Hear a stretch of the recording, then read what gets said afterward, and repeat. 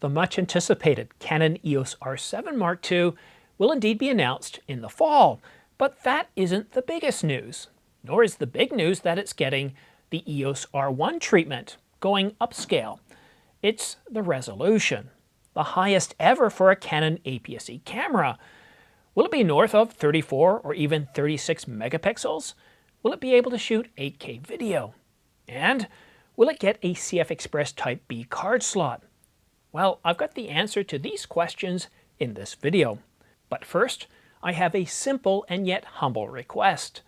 Please subscribe to this channel. It doesn't cost you anything. It helps this channel grow, and it keeps you informed on the latest camera gear, such as the EOS R7 Mark II.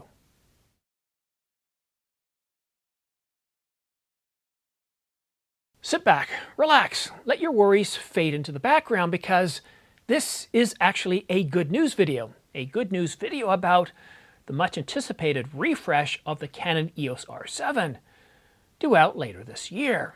Canon Rumors has already said that the Canon EOS R7 Mark II looks like it's going to get that upmarket treatment, with the latest bits of information about the camera being received from solid sources, though they haven't been perfect over the years. And I can certainly attest to good sources getting things wrong. In fact, it's not so much that the sources got things wrong as that when they provided us with leaked information, the information was correct. The plans were to deliver certain capabilities in a certain camera or lens by a certain date. And then what happened? Well, things got delayed. And we saw that a lot in 2024 with the R5 Mark II and the R1 initially scheduled for a CP Plus announcement. Then May, and then we finally got the announcement on July the 17th. But even then, the R1 was further delayed until mid-November before it started shipping. And here in 2025, the biggest delays are actually coming from Sony. And I've got another video coming out probably in a couple of days that talks about DJI possibly delaying the Mavic 4 Pro. So let's get back to what Canon Rumors has said, knowing that there's always a bit of grain of salt when it comes to sources, because until we get really close to the date, things can change, dates can change. But right now, we're looking at Q3, Q4, and usually when we get what I call a fall semester announcement, it's anywhere between, the middle of September all the way to the very beginning of November. And high-end cameras, such as the R7 Mark II, and yes, it's going to be a high-end camera, I'll get to that in just a moment, well, they usually show up sometime in October or early November. And talking about being upscale, going upscale, the Canon EOS R7 Mark II is, well, we've been told it's getting that EOS R1 treatment, that the R7 Mark II is in fact going to be designed around and architected around being a flagship APS-C camera. Not just a stepping stone to full frame, but a flagship in its own right. And that's really exciting. And this next bit of information, I think many of you are going to be shocked. Some of you are going to say, well, it's about time. Canon Rumors has just told us that the R7 successor is going to get a bump in resolution to about 40 megapixels, and that it's going to shoot 8K video.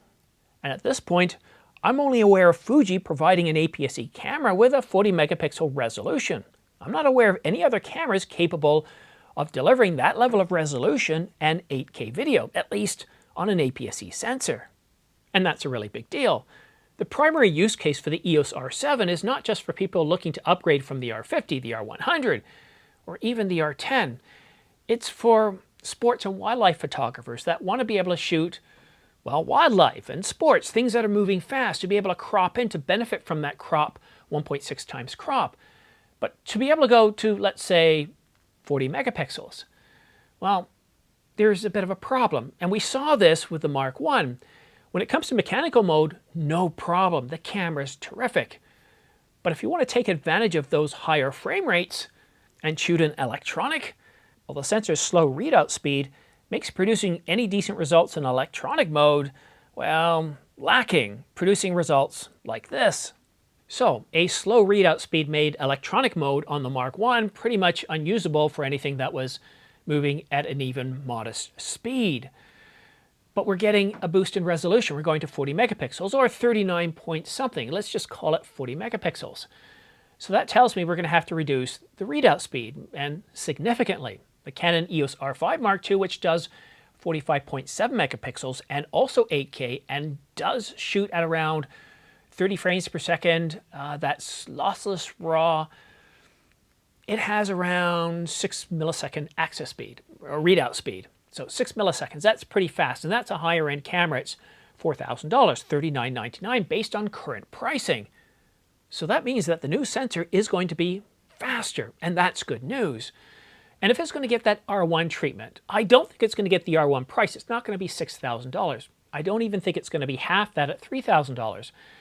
I'd be looking to the R6 Mark III. Whatever price that's going to be around, I would say that's kind of the ceiling where the R7 successor would go. I mean, potentially it could go up to like $27.99 or something like that. But I would say at the very highest, we're probably looking right around where the R6 Mark III is going to be. So around $2,500. I know it's not cheap, but we're going to have a much faster readout speed. We're probably going to get that digic accelerator chip. But one thing sources are telling us is that, and I'm not too sure about this because there's multiple sources telling us about this new camera that's coming in the fall, that they're doing away with mechanical mode. Now that one does surprise me, doing away with mechanical mode. Well, that would mean that the readout speed would have to be fast. And a readout speed of 6 milliseconds at 45 megapixels does produce really good results. There is slight warping, ever slight warping if the object is moving fast, or if you're doing a close-up with a bat and you're really bringing it around, you might see a little bit of warping, but not enough for most people to notice. What else can we expect? Well, it's going to get the Digic X or the Digic 10 image processor. So the Digic Accelerator, Digic X image processor, a whole new sensor with a faster readout speed, and from what some are telling us, it's not going to be able to shoot mechanical mode. I'd be surprised if they do away with that. Now, in terms of autofocus system, well, it's going to get the same autofocus system found in the Canon EOS R5 Mark II, the R1, and that's good news because what we're seeing is not only is it faster thanks to the Digic Accelerator chip, but it's more accurate, especially when we're shooting birds. I mean, it's really, really terrific. I've been shooting with the 100 to 500 millimeter on the R5 Mark II, and I got to say, I'm very impressed with the results that we're getting. So what other capabilities do we know about the R7 or the successor to the R7? We don't know if it's going to be called the R7 Mark II or if Canon's going to play around with, well, the names, because we were told by Canon rumors once again that Canon is looking at redesigning their entire APS-C lineup, and with the R7 being the top end, I don't know what they're going to call it, so that's why I'm referring to it as the successor. Anything else I've missed? Oh yes, global shutter.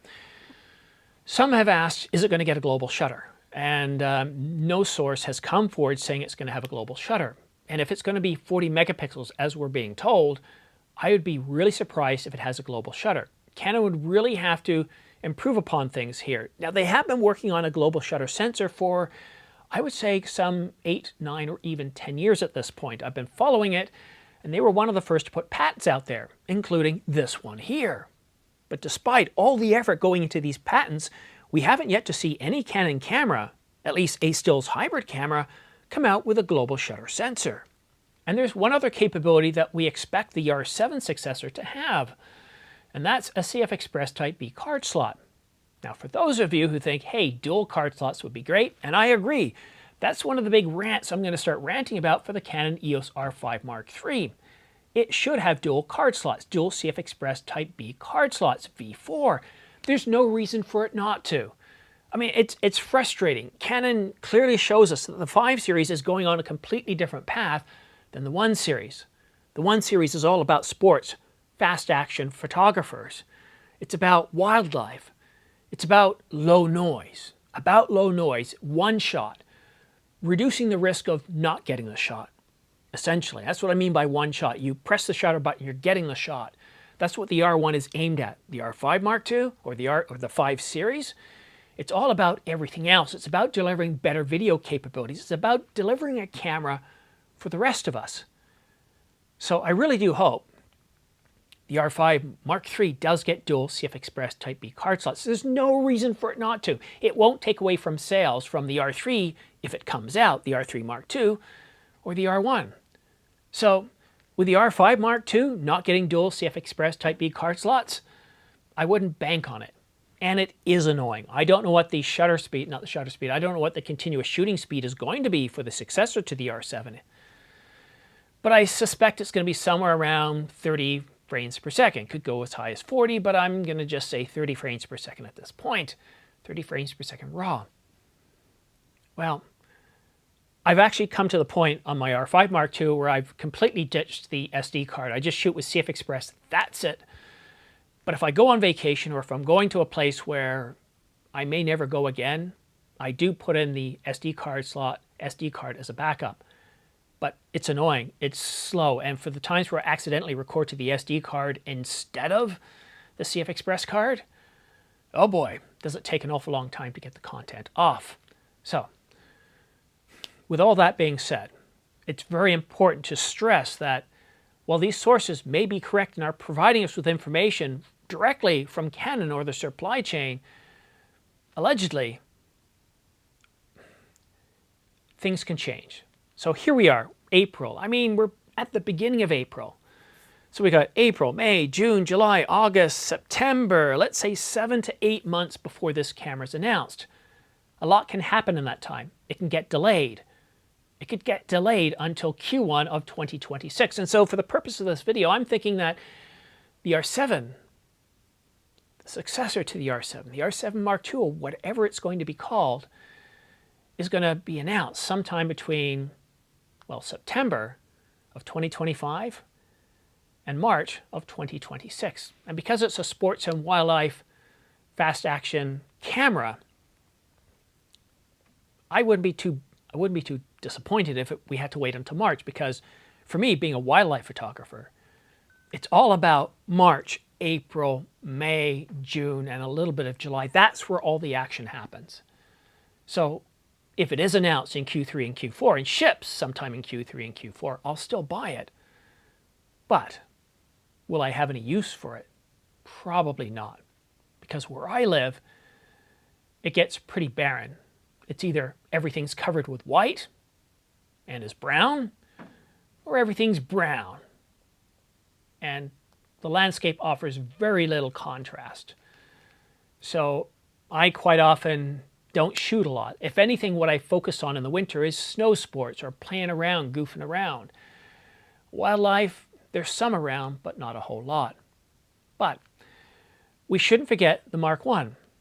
If you like the try that again. If you like the R7 Mark I, it's currently on sale. It's $100 off, $13.99 instead of $14.99. But I do suspect as we get closer to the announcement, that price will drop a little bit further. And if you are interested in purchasing the R7 Mark I or any other cameras and lenses on sale right now, then please consider using my affiliate links down below. They really do help support this channel. I get anywhere from 2 to 5% back, and you're helping to keep the lights on. It's viewer supported, this channel, and I don't use any sort of sponsorships. I find them totally annoying. For those of you that have the patience to watch YouTube ads, thank you.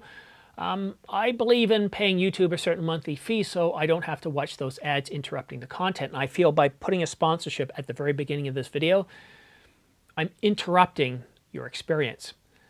Thank you so much. Thank you so much for watching, for commenting, for supporting this channel. And you might want to consider my membership levels. I've added a new one that allows you to go behind the scenes where I provide video footage just for insider members about, well, videos like this one and some of the new microphones I'm trying out. I'm back to trying out because things are a little bit slower. I'm trying out the Sennheiser. Let's see. Take it off my clip here. EWD. So it's a wireless one. And unlike the Tascam, which I've got over there now, it records directly into the camera. So there's no synchronization. It's actually a little bit easier to work. But when I first got it a month ago, I didn't get good results. Not a problem with the hardware. Sennheiser produces really good results. They don't put a lot of bass in. You have to figure that out yourself in the EQ. They provide a very clean sound. But when you take that bass sound and improve upon it, I didn't. It sounded great coming out of the speakers of my monitor, but when I published the video, there was some sort of hiss or clipping, and it was annoying. So I pulled this one off the shelf, went back to the task cam while everything was going on. So behind the scenes, I get to tell you a little bit more about this technology as I'm testing it before I come out with the actual review video. But that's it for now. Thank you so much for tuning in. Have yourself a great day, a great week, and we'll see you again soon. Cheers. Bye-bye now.